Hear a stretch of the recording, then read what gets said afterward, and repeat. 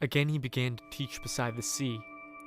Such a very large crowd gathered around him that he got into a boat on the sea and sat there while the whole crowd was beside the sea on the land. He began to teach them many things in parables. And in his teaching, he said to them, "Listen, a sower went out to sow. And as he sowed, some seed fell on the path, and the birds came and ate it up. Other seed fell on rocky ground, where it did not have much soil, and it sprang up quickly, since it had no depth of soil.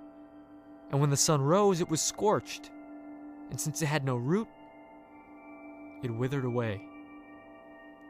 Other seed fell among thorns, and the thorns grew up and choked it, and it yielded no grain.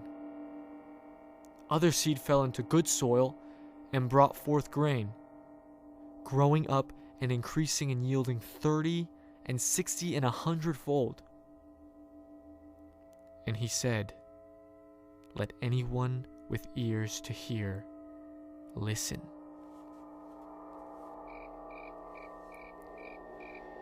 When he was alone, those who were around him, along with the 12, asked him about the parables.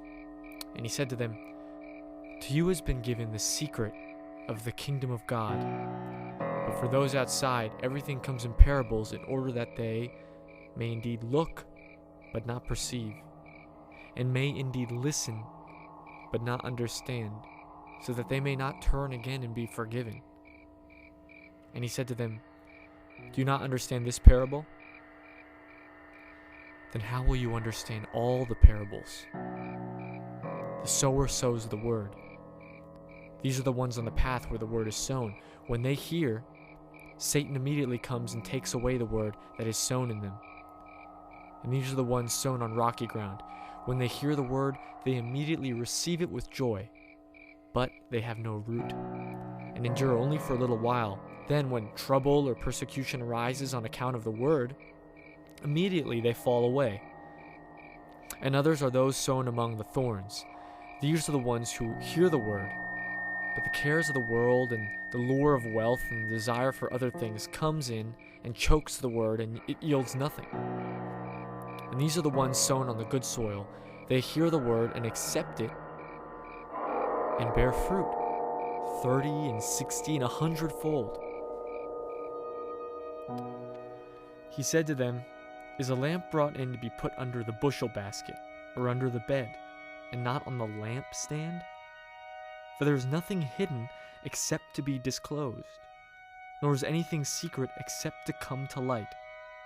Let anyone with ears to hear listen." And he said to them, "Pay attention to what you hear.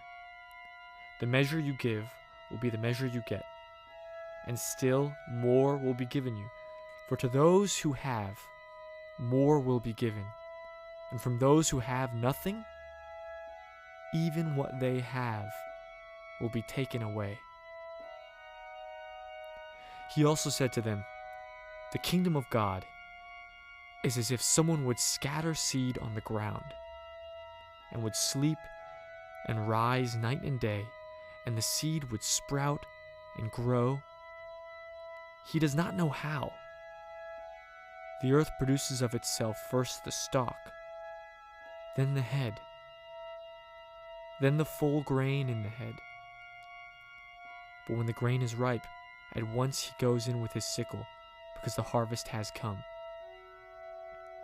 He also said, "With what can we compare the kingdom of God? Or what parable will we use for it? It is like a mustard seed, which when sown upon the ground is the smallest of all the seeds on earth. And when it is sown, it grows up and becomes the greatest of all shrubs, and puts forth large branches, so that the birds of the air can make nests in its shade." With many such parables he spoke the word to them, as they were able to hear it.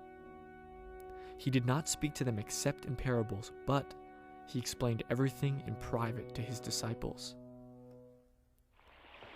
On that day, when evening had come, he said to them, "Let us go across to the other side." and leaving the crowd behind, they took him with them in the boat, just as he was. Other boats were with him. A great windstorm arose, and the waves beat into the boat, so that the boat was already being swamped. But he was in the stern, asleep on a cushion. And they woke him up and said to him, "Teacher, do you not care that we are perishing?" He woke up and rebuked the wind, and said to the sea, "Peace, be still." Then the wind ceased, and there was a dead calm. He said to them, "Why are you afraid? Have you still no faith?"